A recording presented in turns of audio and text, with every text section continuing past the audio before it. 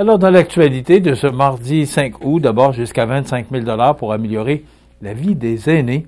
Les organismes communautaires de la Côte-du-Sud de Rivière-du-Loup, Katascomique et Témiscouata sont invités à préparer leur projet pour l'édition 2025-2026 du programme Nouveaux Horizons pour les aînés.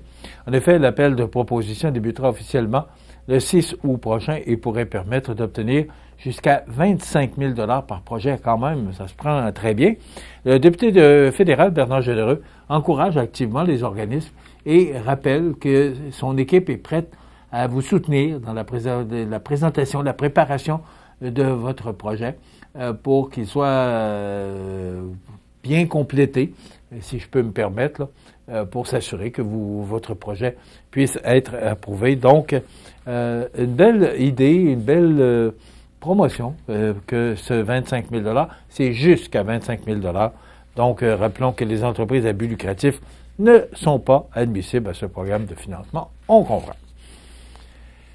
La ville de Montmagny initie un important mouvement régional visant à améliorer les services annualiers dans la MRC de l'Îlet de Montmagny et de Bellechasse. Je ne sais pas qui a eu cette idée-là, mais c'est une sacrée bonne idée. Devant la montée marquée des cas d'abandon et d'errance animale, bon, tout le monde le sait, et on regarde les réseaux nationaux, puis chaque 1er juillet, 30 juin, là, on entend que des animaux sont malheureusement abandonnés parce que les gens déménagent, puis l'animal n'est pas accepté dans le nouvel emplacement. Toutes les raisons sont bonnes, là. Donc, Montmagny prend les devants et propose un projet structurant de regroupement des services animaliers en collaboration avec les municipalités avoisinantes, la MRC de Montmagny, la MRC de l'Îlet et la MRC de Bellechasse. Le phénomène est préoccupant puisque chaque année, environ 500 000 animaux sont abandonnés. C'est 1,5 million. Ça commence à être du monde. Alors, les refuges débordent, les municipalités manquent de ressources et la crise du logement combinée à la rareté des logements acceptant les animaux et aux coûts vétérinaires élevés ne fait qu'aggraver la situation. Donc, c'est une réalité qui n'épargne pas la Côte-du-Sud, où les besoins sont grandissants. Donc, face à cette problématique, la Ville de Montmagny propose une solution collective, soit de mutualiser les services animaliers pour mieux répondre aux besoins des citoyens et des animaux. Il semblerait qu'une vingtaine de municipalités déjà ont levé la main pour dire « ça m'intéresse ». Il y a beaucoup de municipalités, là, quand on parle des 3 MRC, c'est quand même plusieurs municipalités.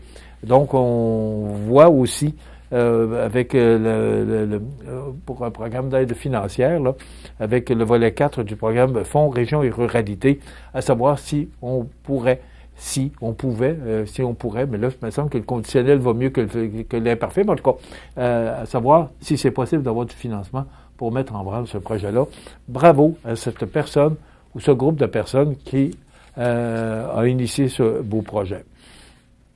Le 16 août prochain, on va ramasser les déchets aux abords du fleuve Saint-Laurent. Quelle bonne idée. C'est quand même beaucoup. Là, la dernière fois, on avait ramassé tout près de 800 livres de déchets. Là. Et là, l'objectif est de 900 livres, donc ça va se passer le 16 août, tout près de Place des Migrations. Ça débute à 9h, ça va se terminer aux alentours de 11h20. Et sécurité nautique, on a vérifié, tous les services de police du Québec se sont donné le mot pour vérifier des embarcations et voir si tout le monde était réglementaire. Donc, c'est 1000 embarcations qui ont été contrôlées, 150 constats d'infraction. C'est un peu plus de 10% quand même, mais c'est pas beaucoup. Mais c'est encore trop. Alors, la police qui veille au grain à ce niveau-là. Mais voilà, ça complète notre émission de ce mardi 5 août. Demain, on vous propose une entrevue avec Karine Boutin, intervenante et agente de sensibilisation au Havre des femmes. Je vous souhaite de passer une excellente journée. À demain.